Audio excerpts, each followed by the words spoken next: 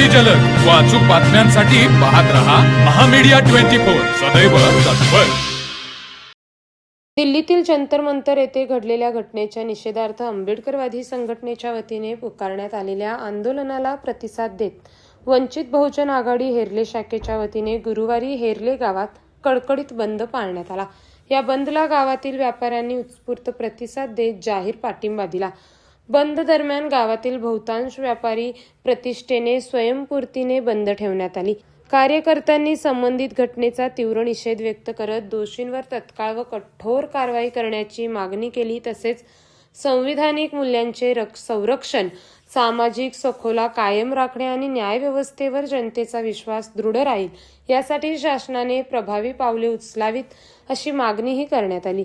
यावेळी अशफाक देसाई, दादासो काशीद, संदीप कोले, संताजी खाबाडे, नूर मोहम्मद खतीब, प्रशांत खाबाडे, अनिकेत खाबाडे, सतीश कुरणे, सूरज कुरणे यांच्यासह वंचित बहुजन आघाडीचे पदाधिकारी, कार्यकर्ते व नागरिक मोठ्या संख्येने उपस्थित होते।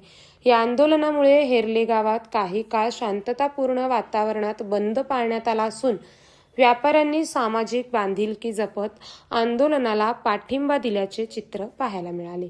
तर मग चला सबस्क्राईब करायला विसरू नका महामीडिया 24 न्यूज चॅनलला। महामीडिया 24 सदैव तत्पर।